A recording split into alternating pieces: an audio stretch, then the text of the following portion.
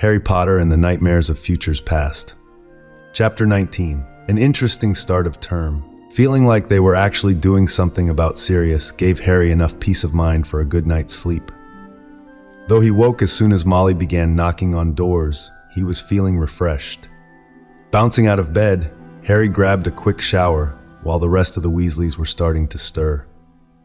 Remembering the chaos of the Weasley departure the first time around, Harry made a point of packing his trunk both rapidly and systematically. Truth be told, he'd never fully unpacked it. He got it locked and carried down to the back door while Ron was still in the bathroom. Arthur was in the kitchen drinking a cup of tea and blinking owlishly. "Ah, Harry, you're already packed? That's a good lad. Didn't want to be underfoot when everyone else was getting ready," he explained. "Where do you want my trunk?" "I'll take it out to the Anglia as soon as I finish this." "Wait, you don't." Mr. Weasley sighed as Harry headed out the door. Harry noticed that his trunk was definitely a bit easier to maneuver this year, even with a few more books stowed inside. He wondered idly if he could afford one of those trunks like Mad-Eye Moody owned. If he kept picking up new books, he might need one. He left his trunk next to the boot and returned to the burrow. He hadn't been inside the Ford Anglia since that nightmarish ride up from Surrey, and he wasn't looking forward to being inside it again. Harry grabbed a piece of toast in the kitchen before heading upstairs. Arthur started to get up to check on the boys, but Harry volunteered to help. "After all," he said, "you've got to do the driving. I can just nod off in the back, yeah?" Mr. Weasley's grin was a bit sickly, and Harry wondered if he was less than fond of London traffic. When Harry passed the twins' room, he noticed they were frantically throwing odds and ends into their trunks. Harry shuddered at the disorganized mess. He remembered them having to return to the house twice for forgotten items, nearly making them late. He saw the corner of the filibuster fireworks box peeking out from under the discarded coverlet and pointed it out to George. Fred turned white when Harry asked him where his broom was. Harry shook his head as Fred ran down the stairs with no shirt on and only one shoe, hell-bent for the broom shed. Chuckling, Harry went up the next flight and knocked on Ginny's door. The door popped open a few inches and he saw Ginny's face above what looked like the neckline of a slip. "Mum, I'm awake, The door slammed shut with a squeal. "Harry, what are you doing out there?" Harry felt his face burning, even though he'd done nothing wrong. "I knocked to see if you needed help with your trunk." Give me a moment." "Sure, I'll go check on Ron," he said and beat a hasty retreat. Harry went upstairs and helped Ron toss things into his trunk. He was still looking under his bed when Mrs. Weasley poked her head in the door. "Are you lot ready yet?" "Almost," Harry said, "just making sure we didn't leave anything." "Please finish up, dears. We need to leave soon if we're going to make it to King's Cross in time for the express." After finding his copy of Flying with the Cannons under the dresser, Ron latched his trunk shut and started lugging it down the stairs. Harry stopped at Ginny's landing when he noticed her door was open. He stuck his head inside. "Need a hand?" he asked. "Just as soon as I get this closed," Ginny said as she folded her spare cloak and placed it in the corner of her neatly packed trunk. That done, she closed the lid and pulled the latches shut. "Sorry I snapped at you earlier." "Don't worry about it," Harry said quickly. "You were just startled. I don't know why I thought you were Mum," she said with a laugh. "She never knocks." "Be careful," Harry said as he stepped forward and awkwardly lifted the trunk. "I might think you did that on purpose." "Prat," she said cheerfully. "Let me help with that." "Nah," Harry said. "It's easier to balance by myself. It's about time I got some good out of all those exercises anyway." Ginny snorted and followed him down the stairs. Harry brushed by Molly, who was fussing about Ron's unkempt hair. They made it out to the Anglia before Harry's arms even began to get tired. Arthur looked up quickly from the boot, but relaxed when he saw who was approaching. Harry helped him fit Ginny's trunk into the magically expanded boot after Arthur swore them to secrecy. Soon they were ready to leave. The twins, Ron and Harry, were all in the back seat when Ginny sat down next to Harry. "I'd like to be able to look out the window, Mum. I've heard muggles get carsick sometimes if they can't, and I've never ridden long distances before." Molly nodded thoughtfully and sat in the front seat with her husband and a slightly disgruntled Percy. For his part, Harry had never been carsick before, so he wasn't worried. But when the doors closed and the engine started, he began to feel a little uncomfortable. Closed spaces usually didn't bother him unduly, but even the magically expanded passenger compartment began to feel a bit close. As the Ford Anglia traveled down the path to the road, Harry began to feel his skin crawl. He wrinkled his nose as he got a faint whiff of a sickly smell. He gripped his knees, fingers digging into the fabric as his stomach tried to heave. He'd been a mess when Ron and the twins rescued him from Privet Drive, but surely the back seat had had time to air out since then. As filthy as he'd been, he hadn't left any visible stains on the upholstery. Nonetheless, every breath he took had a stale reek to it. Every time he closed his eyes, he was back in that suffocating bedroom, waiting to die so the pain would end, trying to hold on for a rescue that might not come, wondering how long everyone had to live this time if he didn't stop Voldemort. He struggled to keep his face impassive. The only thing that would make this worse would be the mortification of everyone realizing he was having some sort of stupid panic attack in the back of their car. Fortunately, Ron was talking to the twins about Quidditch, while Percy and Molly talked about his prefect duties, and Ginny stared out the window, daydreaming. Harry took a deep breath and closed his eyes, ignoring the visions that appeared, unbidden and unwanted. He almost flinched away when he felt a light touch on his forearm. Ginny had moved her hand, letting the heel of her hand rest against his skin. Harry tried to focus on that, rather than the smells or the memories, and he realized that her shoulder was pressing firmly against his upper arm. He let his eyes crack open and glanced at her sidelong. She was facing forward, seemingly staring out the windshield. Every now and then her eyes would dart in his direction, and her lips pursed. Harry sighed and tried to use occlumency exercises to make himself relax, focusing on the feel of her arm pressing against his. He was more surprised than anything when they stopped at a traffic light, and he realized he'd dozed off.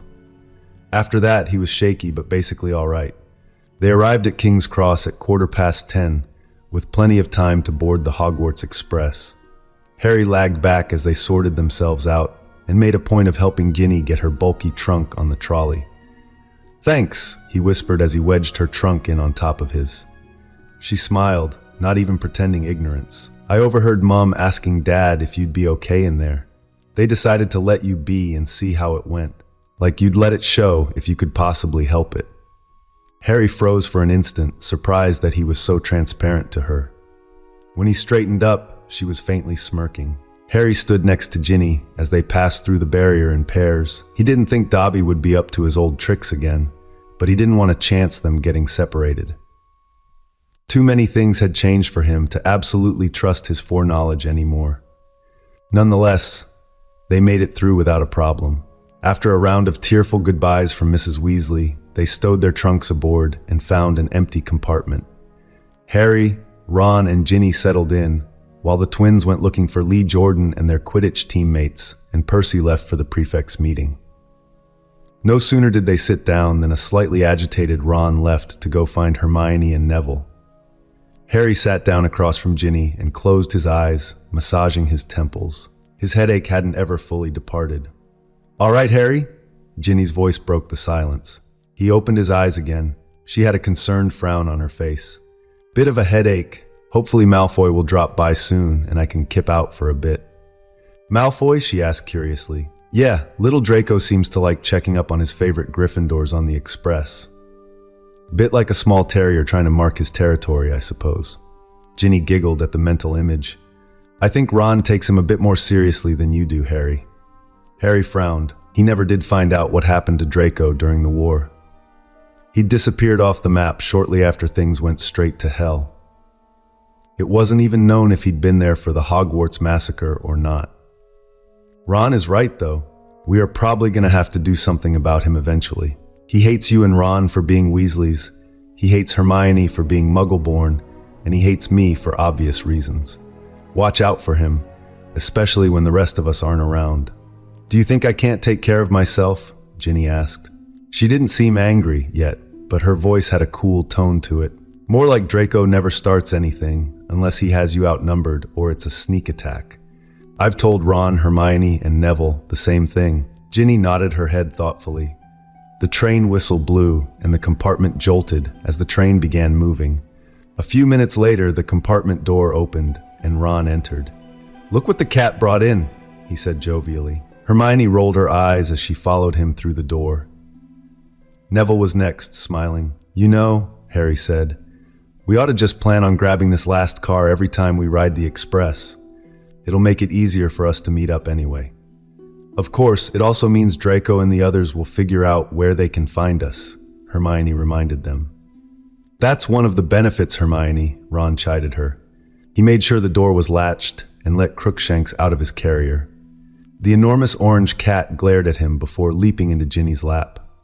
She began stroking his ears, and a rumbling purr was audible throughout the compartment. Harry suppressed a stab of jealousy towards the cat and smiled. "Any sign of our fan club?" he asked. "Not yet," Ron said. "But then again, they didn't start last year until we'd left the station. Probably didn't want someone's parents to see what they were up to." "Good point," Harry agreed. "Gran would love to catch Draco doing something illegal," Neville agreed. "We talked a lot over the summer about things that, happened. She said it's a disgrace how his dad has so much influence at the ministry. She said if it were 50 years ago, when she was younger and it was still legal, she'd call him out." "You mean a duel?" Ron asked, surprised. "That isn't a civilized way of settling things," Hermione said in a disapproving tone. "It doesn't prove what's right, it just shows who is the better duelist." "Maybe so," Harry agreed, "but it'd be nice to keep certain people's mouths from writing checks their bodies can't cash." Hermione looked thoughtful at that, but everyone else in the compartment was confused.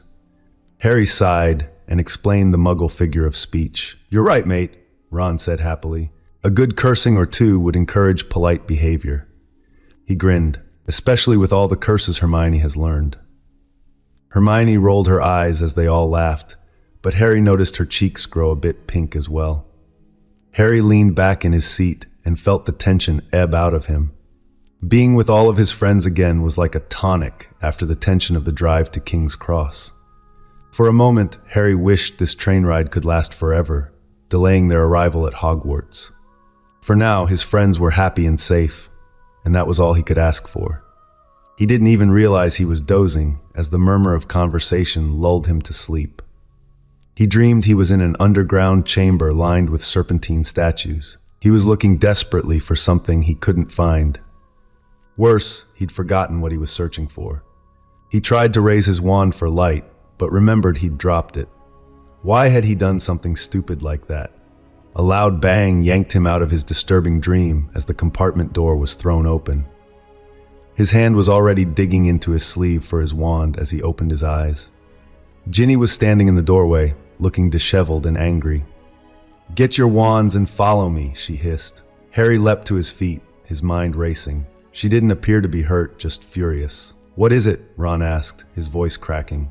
"Stop wasting time and follow me," she snapped. Harry blinked and nodded quickly. He hadn't seen Ginny this angry before, even when she was talking about Percy carrying tales. She took off down the corridor, Harry right on her heels. He heard footsteps behind him as the others hurried out of the compartment. Just past the lavatories, he saw a group of students bunched up in the aisle. "I think the little freak is going to cry," a taunting voice called out.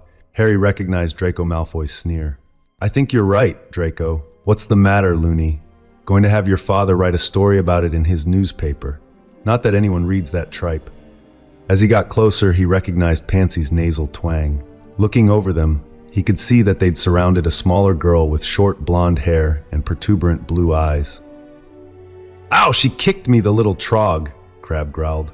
"We'll do worse if you don't let her go right effing now," Harry growled. He ignored the quiet hiss that he knew had to have come from Hermione. He had more pressing matters to worry about than how his language had deteriorated over the course of the war. "Don't even think of ordering us around, half-blood. We don't take orders from blood traders either," Draco snarled. Then he got a nasty smile. "I heard how the weasels had to take you in, Potter. Are you so desperate you had to buy a family now? I hope they came cheap." Harry ignored Ron's growl. As he responded, he focused his attention on the patterns of red and gold the light made in Ginny's hair. He didn't want to lose control and fire the first curse. "No, but I was touched by the bid your father made for me. Especially considering it came from a lying, murdering Death Eater who doesn't even have the balls to own up to his crimes. I guess that runs in the family too, huh? He looked back up as Draco's face went crimson. Frigidio, the boy snapped as a blue streak exploded from the end of his wand. Protego! Harry called out as he extended his wand over Ginny's shoulder. A shimmering glow appeared in front of them, and the blue streak bounced off of it and slammed into the lavatory door. The metal door was beaded with condensation as a thick streak of frost appeared where the spell had struck. Mucosa volatis. Ginny's wand sent a greenish beam into Crabbe's face. He pressed both hands to his nose as his eyes widened in horror. He squealed as a gray-green winged form wriggled out from between his palms and began circling his head and clawing at his eyes. He let go of his nose to swipe at the tiny bat, and 3 more burst from his nostrils. While he was occupied, the girl he'd been holding onto was able to wriggle free and run toward the Gryffindors. Pansy made a grab at the girl's robes, but yanked her hand back when Hermione hit it with a stinging hex. The other Slytherins pulled out their wands, and Harry braced himself and reinforced his shield charm when someone began shouting. Stop it right this instant. Wands away. I said stand down, or everyone here will be serving detentions. Percy's face was almost as red as his hair. A Ravenclaw student with long brown hair and a prefect's badge on her robes was right on his heels as well. Draco and his cronies reluctantly shoved their wands into their robes. Percy dispelled the hex on Crabbe, being quite careful not to get any spattered bogies on himself. With muttered threats and surly looks, the Slytherin students slowly turned and filed away past the prefects. Harry did not release the shield charm until every wand was out of sight, much to Percy's visible annoyance. He slid his wand into his sleeve, noting the glares Ginny and Ron were giving their brother. Hermione was patting the back of the blonde girl, who Harry recognized as a much younger Luna Lovegood. Ron and Neville were up on their toes, trying to see over everyone. Harry had always considered Percy to be moderately clever. Today, there was little evidence of this as the Gryffindor prefect tore into his housemates. "What did I tell you about starting trouble?" he hissed at Harry. "This kind of behavior is not to be tolerated. Mum is not going to want to hear about you getting detention before we even arrive at Hogwarts." "I'm sure you're just dying to tell her too," Ginny said disdainfully before Harry could nudge her. Percy turned toward his sister in surprise, but Ron's voice broke in. "While you're at it, you can try explaining why we had to stop them harassing a new student. Where were you ruddy prefects when that was happening?" "It's been going on a while too," Ginny said. "I heard them when I was in the lavatory, and they tried to grab me when I came out." Harry ground his teeth when he realized why her hair had been in such disarray when she opened the compartment door. He glared furiously at Percy now. "Where the hell were you when they were trying to hurt your sister?" He asked silently. "Get back to your compartment," Percy snarled. His face had gone the color of bricks, and the female prefect laid her hand on his arm, her expression questioning. Harry spun on his heel, and they all walked back to their berth, Luna sandwiched between Hermione and Ron. As soon as they were inside, Ron angrily slammed the door shut, making them all jump. "That worthless prat," he snarled. "He barely says anything to the Slytherins, but he gets all over us about it." "I'm sure he just doesn't want to look like he's showing favoritism," Hermione said in a soothing tone. "He doesn't want people to think he's like Professor Snape." "No, he was just dying to get Harry in trouble," Ginny disagreed, her face flushing, especially with Mum. Harry blinked. Ron glared at his sister, but didn't say anything. Luna sat silently on the bench between Hermione and Neville. She jumped when Neville cleared his throat. "Can someone explain what's going on?" Neville asked. Slowly, "Percy's just being a git," Ron replied truculently. "He barely talked to anyone all summer." "He's been especially unbearable this last month," Ginny added. "And he's even snarky to Harry." "What's that supposed to mean?" Harry asked cautiously. "Well, you've never pranked him ever," she said. "It's one thing if he snarls at Ron or the twins. They probably did something at some point to deserve it." Ron scowled and started to open his mouth, but shut it. Harry looked back and forth between the two redheads. "That's not all of it, is it?" he asked slowly. Ron looked at his sister again and sighed. "Well, when the twins and I were making plans to get you, Percy stumbled over us and got pretty shirty about it. He kept going on about how we needed to mind our own business. and how the ministry would take care of it if there was a problem. If we did anything, we could get Dad in trouble at work, so we needed to butt out. And when he turned out to be wrong? Hermione asked softly. That's it. He never said he was wrong, Ron groused. He wouldn't even talk about it. Nothing harder to do than forgive someone for proving you wrong, Harry muttered. So he sort of has it in for you, Harry? Neville asked, sounding somewhat confused. Could be, Harry agreed. He didn't remember Percy being so hostile until after he'd gone to work for the ministry. He wondered if it had something to do with him coming to the burrow. He's a prat to everyone, Harry, Ron said. Ron, you saw him after we came back from Diagon Alley, Ginny said, shaking her head. He couldn't have been waiting for more than 5 minutes, but he couldn't wait to tell Mum and Dad. Did anyone ask him if he had a problem with me coming to live at the burrow? Harry asked, his voice little more than a whisper. He didn't say anything when Mum and Dad talked to us about it beforehand, Ron said, frowning thoughtfully.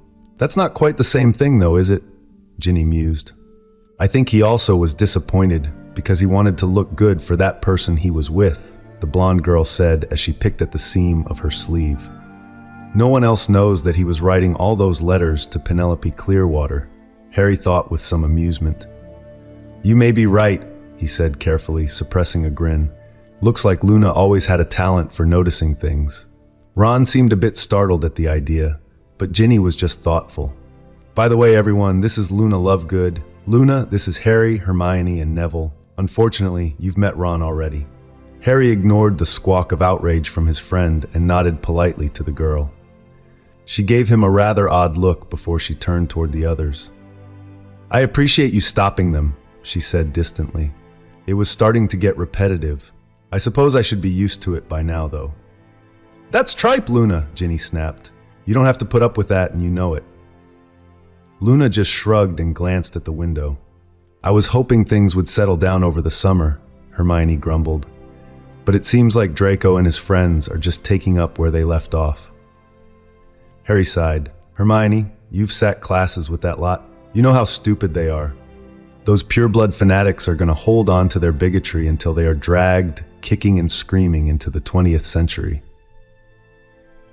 He shrugged and smiled. That being the case, I'd rather we were doing the kicking and they were doing the screaming. Ron let out a loud laugh, echoed by Neville. Ginny smiled warmly at Harry, while Hermione sighed, though the corner of her mouth did curl upward. Luna stared at Harry without blinking. You must all be in Gryffindor, she said. It wasn't a question. The rest of their journey passed in relative peace. Ron coaxed Hermione into a game of chess while Ginny and Luna talked, and Neville leafed through a herbology journal. Harry dozed off again, but at least that weird dream didn't return. When he awoke, they were almost to Hogsmeade, and a couple of chocolate frogs were sitting on his lap. He blinked at his friends in confusion, but no one would tell him who had purchased the treats for him. He shrugged and ate one as the train came to a halt. Harry shrugged into his school robe as students began filing off the train. He and his friends clambered down the back steps and onto the platform. It only took a moment to spot Hagrid's head looming above the crowd. First years over here, Hagrid boomed as some of the shorter students looked around in confusion. Ever one else onto the carriages. Gradually, the milling students began to sort themselves out. All right, Harry, the huge man called out as he spotted them approaching. Doing great, Hagrid, Harry said, smiling. We have 2 new students here starting this term, Luna and Ginny. Well, I'll keep a close eye on them for ye, Harry, Hagrid replied, peering down at the girls. I heard Arthur and Molly broke all the rules and had a little girl, he rumbled. And I went to Hogwarts with a Lovegood. Was that your dad? He asked Luna. The blonde girl just cocked her head and peered up at the groundskeeper, but didn't answer. Well, no matter. I'll get them up to the sortin' in half a mo, he said, waving as Harry and the other second years made their way to the carriages. Harry was unsurprised that he could clearly see the Thestrals harnessed to them. The 4 of them piled into the large carriage with a good bit of room left over. Soon, they were moving up the road toward the Hogwarts gates. The Great Hall was just as Harry remembered it. He made sure his occlumency shields were up before he looked toward the high table. Professor Snape was sitting next to Gilderoy Lockhart. The latter was gaily chatting away, seemingly unaware that the potion master looked like he really wanted a vial of poison. Professor Dumbledore's eyes met Harry's for a moment, but the only reaction was a small nod. The absence of a legilimency attempt was a hopeful sign, so Harry returned the nod. When they sat down, Harry made sure they left a space between himself and Ron, as well as between Hermione and Neville. He waved hello to Siamus and Dean, but he doubtlessly appeared distracted to anyone who knew him. He didn't think the Sorting Hat would double-cross him, but beginnings are such delicate things. Neville was quiet, but Hermione was obviously concerned as she stared across the table, her eyes flickering between Harry and Ron. Harry grunted and turned toward Ron. "It puts her anywhere else. I say we use it to start a bonfire." Ron looked puzzled for just a split second, then a slow grin spread over his face and he nodded. Hermione looked scandalized for a moment before she started laughing out loud. She smothered her mirth at a disapproving glare from Professor McGonagall, who was just getting up, apparently to fetch the first years to be sorted. Neville settled for a quiet grin. Soon, the new students were marched into the hall, and Professor McGonagall paused while the Sorting Hat burst into song. The hall is lit with candles tall. The year it has turned, the leaves are changing, soon to fall. The students have returned. New faces peer, full of fright. How shall we sort you out? Time to choose, get it right, I'll see smiles, nary a pout. Fair Ravenclaw, a clever lot, have minds honed and sharp. Those Slytherin have clever plots, tuned to ambition, played like a harp. Oh Hufflepuff, steadfast and true, they never carp, hard workers all. Gryffindor, the courageous few, against their foes, they never fall. As a thinking cap, I am no fool. I'll see your place, your proper nook. The Founder's helper, Godric's tool, put me on, I'll have a look. The assembled students burst into applause, even the Slytherins. Harry supposed they wanted to be polite, or else they might not get any new students this term. As Professor McGonagall began calling out the names of the students to be sorted, Harry reflected that sitting here beat the heck out of getting battered to death by the Homping Willow. Of course there were a few snags. When Creevy, Colin, made a beeline for the empty seat next to Harry, he and Ron had to politely explain that they were saving it for Ron's little sister. "Lovegood Luna," McGonagall called out. The blonde girl walked up to the stool in a very matter-of-fact manner and carefully placed the hat on her head. She sat there for over a minute before the hat said Gryffindor in a less than enthusiastic manner. Ignoring the isolated muttering, Hermione waved the girl over to the seat next to her. Her enthusiasm was completely unfeigned, and Harry had to hide an overly proud smile. Ginny was one of the last to be sorted, but the hat barely touched her hair before it announced Gryffindor in a loud voice. Harry joined in with her brothers and clapped until his hands were quite numb. When the blushing redhead sat down between Harry and her brother, the boy who lived let out a breath he wasn't aware he'd been holding. That's another step done, he thought. We're all here together. Hermione was whispering to Luna as the sorting concluded.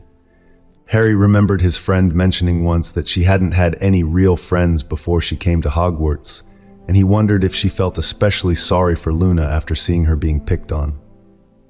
Dumbledore stood, and so we begin another year at Hogwarts. But first, a few words before our meal.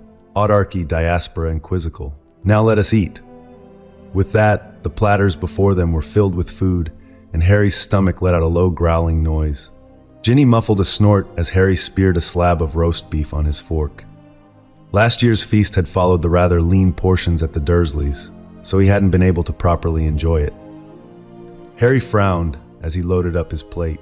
Goldfarb's last letter indicated that Uncle Vernon had been sacked and charged with embezzlement by Grunnings. He was shed of his worthless relatives, and they were just beginning to pay for what they'd done. Still, his thoughts stumbled over them at odd moments, stirring up old bitterness. Luna watched her neighbors load down their plates with food.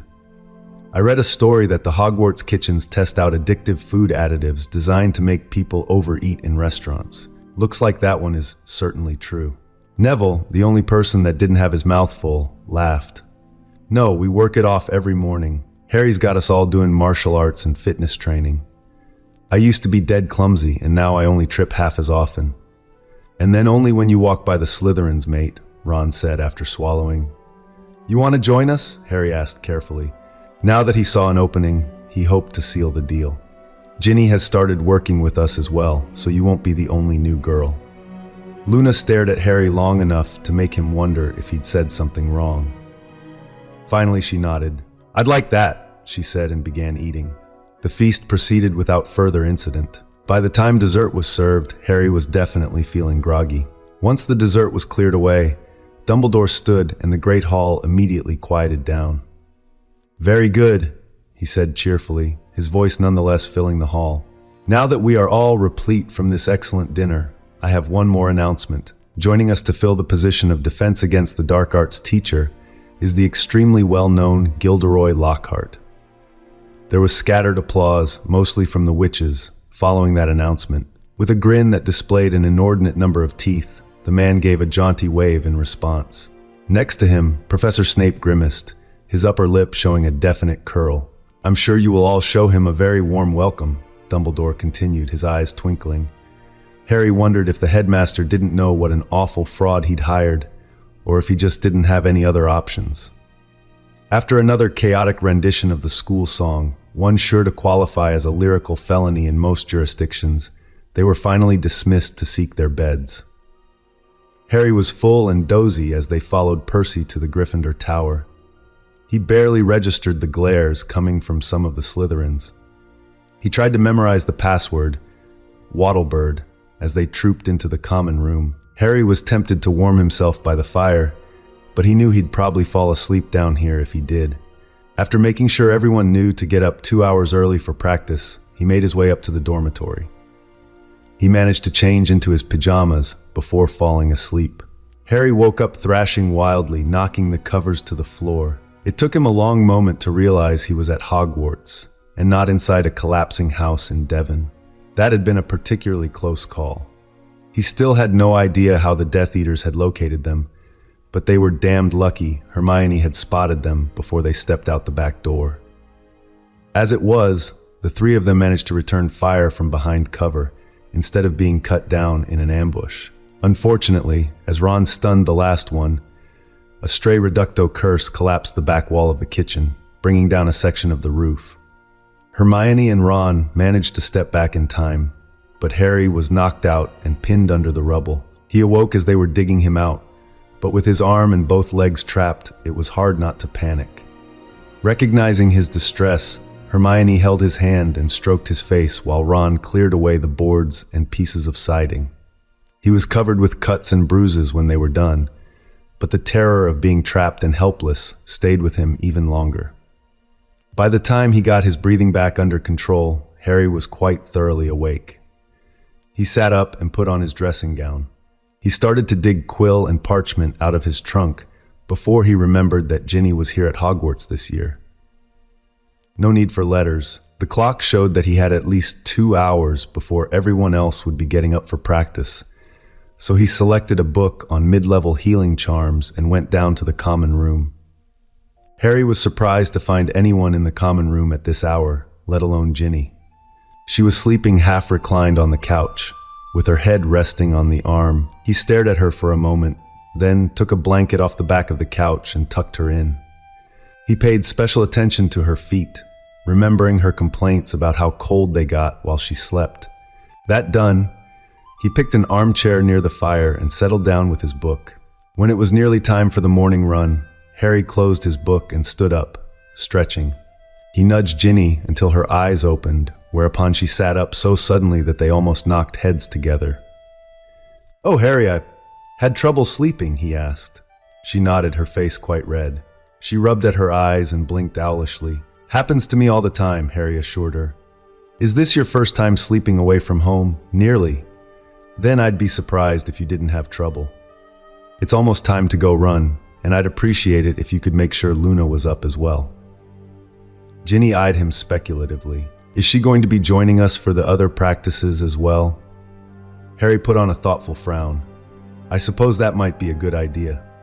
Harry remembered that Ginny was never one to beat around the bush when she wanted to know something. "Why?" she asked. "Well, from what you described, she's a good person, but she's going to have a rough go of it here if she doesn't have some people looking out for her." The only problem I see is in classes, since you two will be separated from the rest of us. In that case, it'll be up to you to watch out for her." Ginny swallowed. "I'll do that," she said firmly. She surprised Harry by giving him a quick hug and then dashing up the stairs to her dormitory.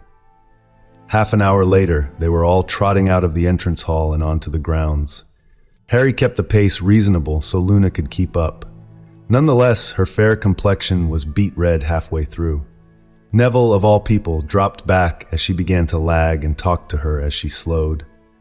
"I had a rough time when we first started," he said, puffing a bit. "It gets easier after you do it for a while." Luna nodded, too out of breath to reply. After everyone was warmed up, they began doing some stretches, with Harry and Ginny showing Luna how. After that, Harry spent the rest of the physical practice time working with Luna on basic stances and blocks. After the first hour, they all sat down around a large tree near the lake. Harry explained how Hermione had figured out that the potions professor was using legilimency on students, and then went over the basics of occlumency. Everyone else focused on the meditation exercises. Neville had returned Harry's occlumency book, so he offered to loan it to Luna, on condition that she didn't let other people see her reading it.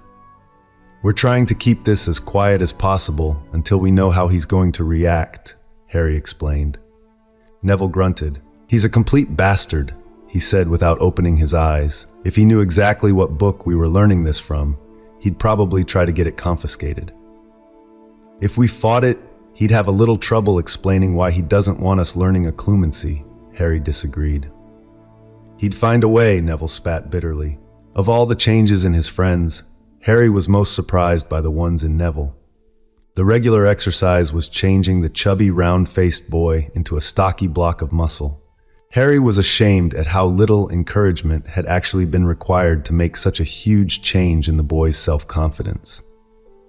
Their conversation regarding their parents on the boat to the sorting ceremony had started the boy on an entirely different path. If Harry had made any sort of effort the first time around, he could have made a huge difference. Neville's most significant change was regarding the potions professor that horribly intimidated him in another life. Watching Snape's relentless badgering of Harry infuriated the boy, and there were a few times Harry wouldn't have been surprised to see Neville whip out his wand and hex the man. Harry received 2 surprises when he began checking his friend's defenses. Neville's shields were almost as good as Hermione's, for all that he'd been practicing the shortest amount of time and her the longest. The second shock was when Harry tested Luna to see if she had any natural resistance to legilimency. He was able to penetrate her mind with little difficulty, but the bewildering welter of images and associations he found inside was almost overwhelming. Intrigued, Harry stayed longer than he normally would have. It wasn't like he was invading her privacy. The only thing he could pick up was a steadily worsening headache. "Well, that's interesting," he mused. "This may work out better than I thought it would." Harry's headache was just fading as they headed inside to shower and change for breakfast.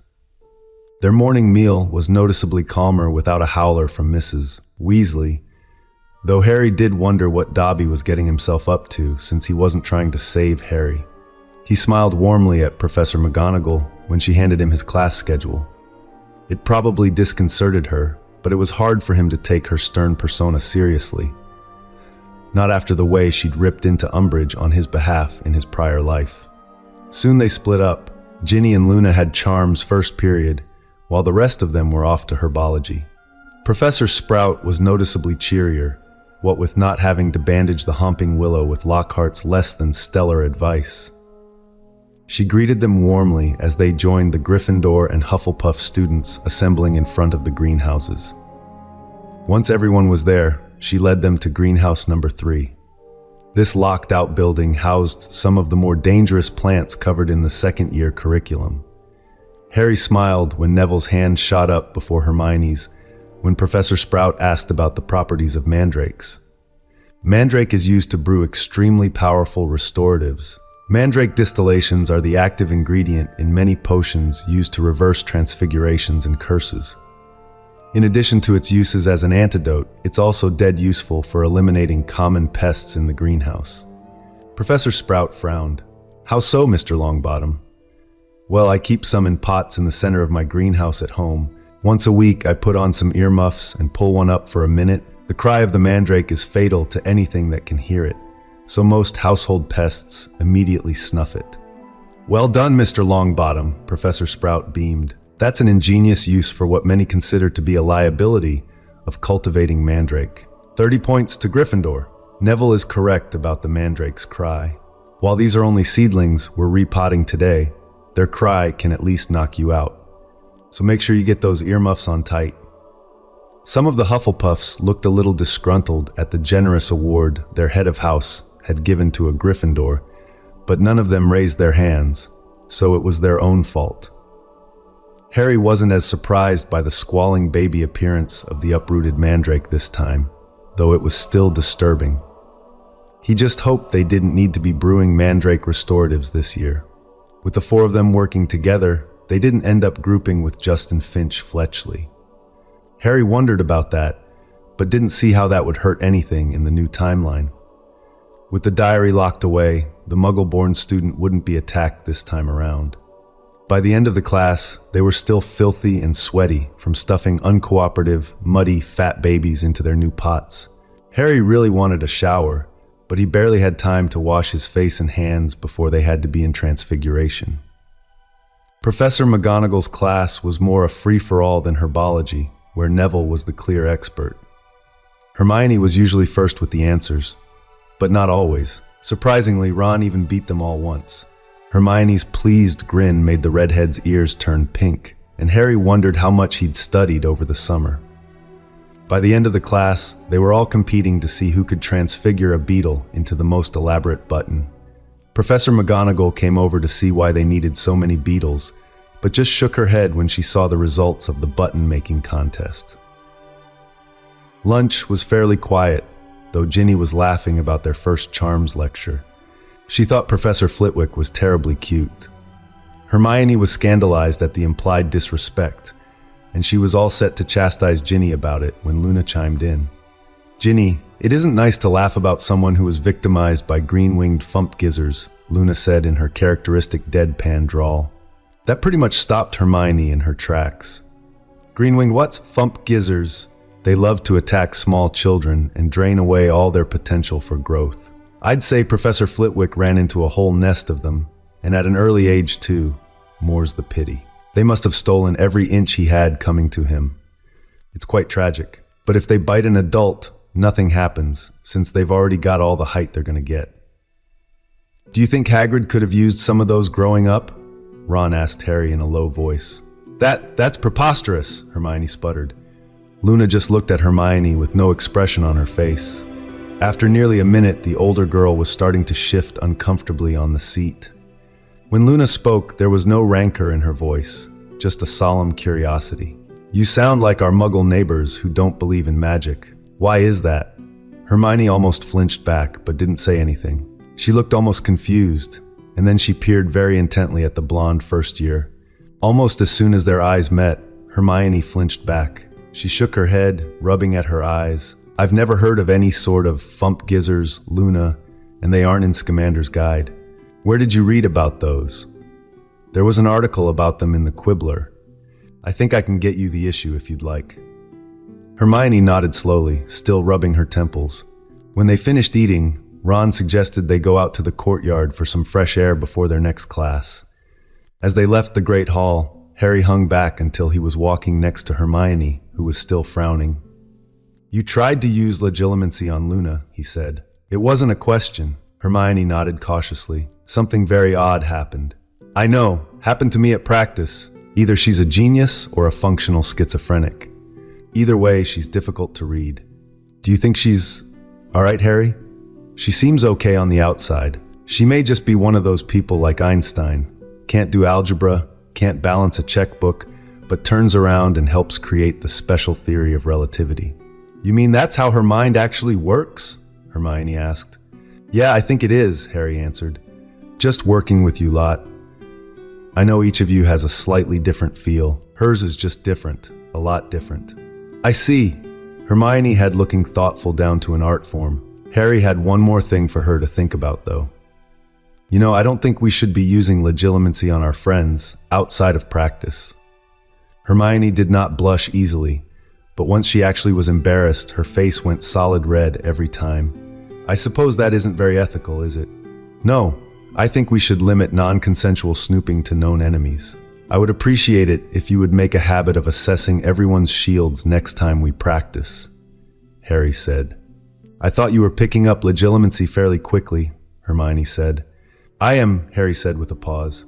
"I'd like to have a second observer. I wonder sometimes if the sense of who is trying to probe your mind can impact how effective your occlumency is." "That's not a bad idea, Harry. I'll do it next time we practice. Just maybe not with Luna," she said with a small smile. He returned her smile, and they eased past what could have been an awkward conversation. Harry remembered how often the three of them used to fight, and how trivial the reasons usually were. A good bit of it was his fault too, given how awkward he was and how easily he flew off the handle about some things. Burying all of the people he loved gave Harry a new perspective on things, and a lot more tolerance for their little quirks. It wasn't until they were already out in the courtyard that Harry remembered a rather embarrassing conversation with Colin Creevey. Just like last time, the junior stalker edged forward with his camera and started badgering Harry about taking a picture of him. Harry purposefully misunderstood him and gathered his friends for a group shot of all 6 of them. They looked at him a little oddly, but the frantic plea in Harry's eyes forestalled any questions, though Ginny and Hermione looked mildly amused.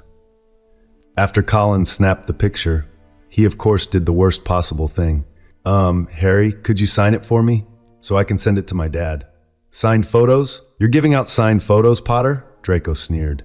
Besides his skill with nasty bits of magic he had no business knowing, the Malfoy heir was a positive genius at saying things in as insulting a manner as possible. "Everyone line up," he roared. "Harry Potter's giving out signed photos." "Sorry, everyone, Malfoy's having delusions again," Harry called out. He kept his voice light, even though he could feel his face getting hot. "The family syphilis appears to be rotting his brains early," he spat.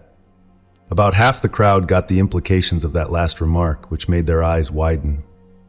Fortunately, Draco was sufficiently versed in the seamier aspects of life to understand the insult. Of course, his father was a Death Eater, and he'd probably picked up a thing or two in the course of his recreational activities. Harry just ignored Hermione's elbow, no matter how much she dug it into his side. "Potter, you lying half-blood," Draco snarled. Crabbe and Goyle were right behind him, and Parkinson, Bulstrode, Knott, and Zabini were close by.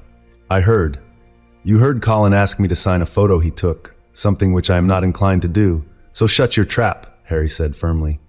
Colin looked so furious he was about to cry. Maybe he thought he'd have got his autograph if Draco hadn't said anything. "Shut up, Malfoy," Colin said. "You're just jealous." "It's Malfoy, you ignorant little mudblood, and I don't think having a huge scar on my head makes me special, unlike Potter and his little crew. Just like having a father rich enough to buy his way out of Azkaban doesn't make you special either, Draco." "Envious, Potter?" Draco asked with a sneer. Something about the boy's expression bothered Harry. "No, because after you've spent all your inherited money, you'll still be a useless parasite," Harry snapped. "What's all this? What's all this?"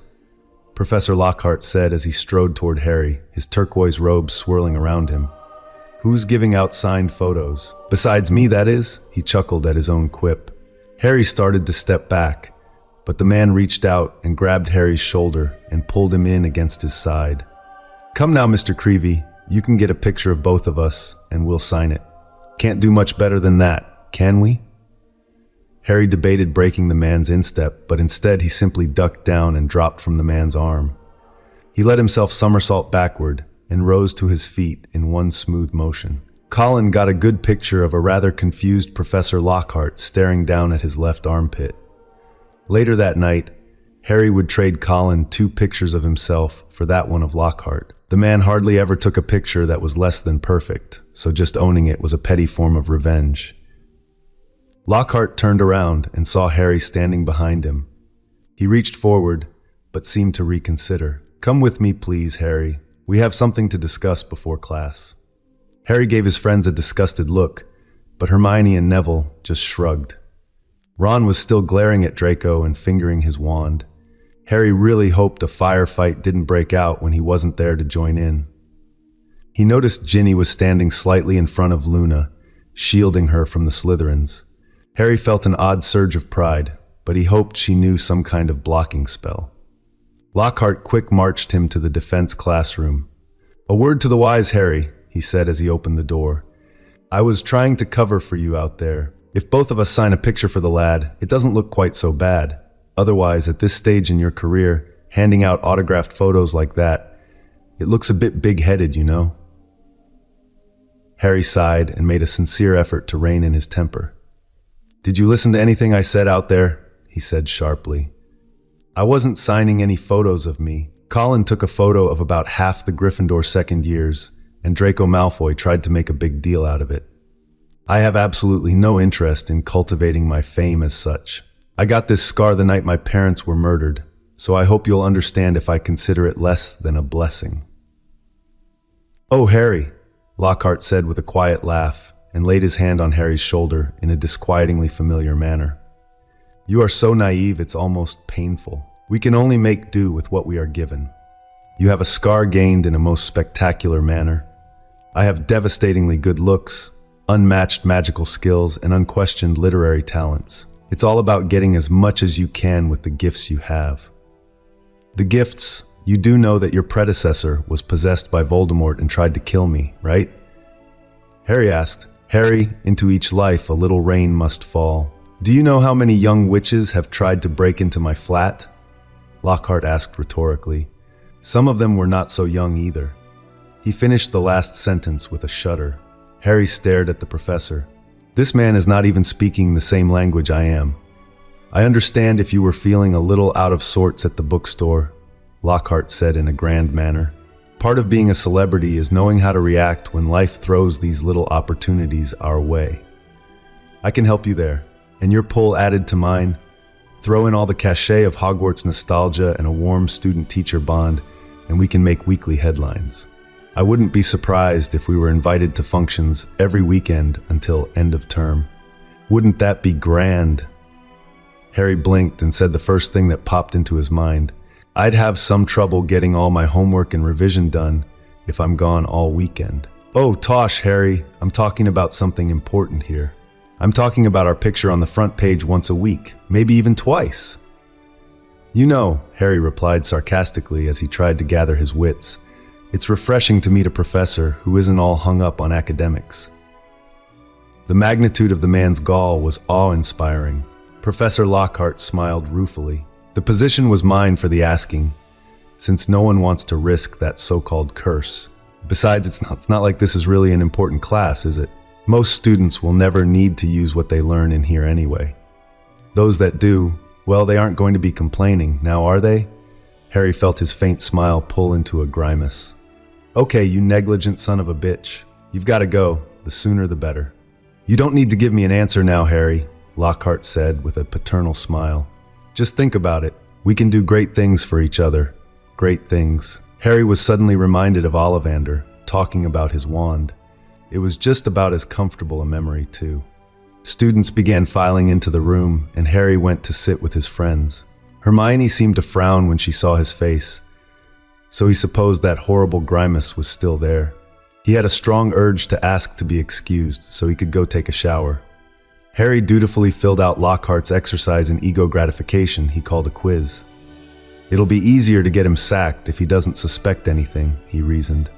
Maybe I should just aim for something more general, like just get rid of him, and see what opportunities arise. The defense professor's speech about how his job was to arm them against the foulest creatures known to wizard kind fell a little flat in Harry's ears when he recalled the man's earlier words. Apparently that twinkle in his eye was from sarcastic amusement, or perhaps satisfaction in his own acting skills. The man was just as much a superficial fake as the Dursleys, and just as poisonous in his own way. He'd willingly send his students out into the world without any real idea of how to handle things. He'd send them out like sheep to the slaughter. Maybe we can show people how to do it right, he mused. When Lockhart unleashed the Cornish Pixies, Harry's wand was already in his hand. Back to back, he barked to his friends, "Stunners only, or we'll be all night cleaning up the mess." They immediately jumped up from their seats and formed a ring. As the Pixies began to trash the classroom, Harry and his friends began casting. They'd gone over the stunning spell right before summer break. His friends were definitely good enough with it to knock out something as small as a pixie. Arranged as they were, no matter what direction they were dive-bombed from, there was a wizard or witch with a wand at the ready. Harry and Hermione were the most accurate, dropping a pixie with every cast. Ron and Neville weren't far behind, and their follow-ups always found the target. Harry made a point of not targeting the Pixies attacking Lockhart until after they'd taken his wand and chased him under his desk. Seamus and Dean were having a harder time of it, especially after Seamus had a full ink bottle emptied over his head, staining his sandy hair black. Lavender and Parvati were under their own desks in less than a minute. The remaining Pixies began to recognize the threat posed by the 4 standing Gryffindors and began concentrating on them. They were all shot out of the air until the remaining 3 dived at Harry all at once. He managed to catch 2 with Stupefy spells as they flew towards his face and in desperation back-fisted the 3rd. The last Pixie arced across the classroom with a high-pitched wail. Lockhart evidently heard the reduction in Pixie cries and decided it was safe to get out from under his desk. That was how he ended up getting a black eye from a flying Pixie and fell back down with a small scream. Harry just wished he'd had Colin's camera to immortalize the moment. Ginny was howling by the time Ron finished describing their first defense against the dark arts class. Harry discreetly put his hand behind her back as she started to fall off the bench, and other people eating dinner were staring at them. Dean and Seamus were noticeably less amused, mostly because the latter still had a huge black blot in his hair. All in all, the 4 of them had garnered a good bit of respect from their classmates. Hermione was rather quiet about the whole thing, though she didn't stop them as Ron and Neville told the other girls about the whole debacle. She picked at her food after they finished and finally spoke up. "I wonder if he did that on purpose," she said. "What do you mean, on purpose?" Ron asked. "Like some sort of psychological exercise to see how we react in an unexpected situation." "If that's the case," Neville said, grinning, "I think we nailed it, Harry?" "I will fear no pixie," Harry said in a deep voice, raising his chin. Unfortunately, no one got his Admiral Nelson impression. He snorted. "Seriously," he said in a quieter voice, "we had a little chat before class that was quite illuminating." Hermione raised an eyebrow at him. "Later," he mouthed, and immediately changed the subject. "So how did you 2 like your first Transfiguration class?" Ginny began describing the first class, including McGonagall's startling animagus transformation. Luna was quiet for the most part, though she did wonder aloud how long their head of house could remain a cat without being subject to hairballs. That little comment earned her a dirty look from Hermione after Ron choked on his pumpkin juice and sprayed a little across the table. Luna gave Hermione a bland smile and handed her a napkin. After dinner, the 6 of them retired to the Gryffindor common room to continue their discussion. They settled in a quiet corner, and Harry repeated the conversation verbatim. With as many secrets as he had to keep from them, Harry tried to make up for it by being scrupulously honest and open on any matters unrelated to his future knowledge. When he was done, he turned to Hermione. "That's why I don't think today's class was a put-up job. He really is a fraud." The bushy-haired girl didn't disagree with him, but she did seem upset. "I suppose I was a bit of an idiot then," she said ruefully. "Bollocks," Ron snapped, making her turn toward him sharply. "That smarmy git has fooled tons of people, Mum included. She's bought all his books and thinks Dumbledore was lucky to hire him." Hermione's face had a startled expression, but she didn't chide Ron for his language. Instead, she gave him a warm smile that left him looking rather confused.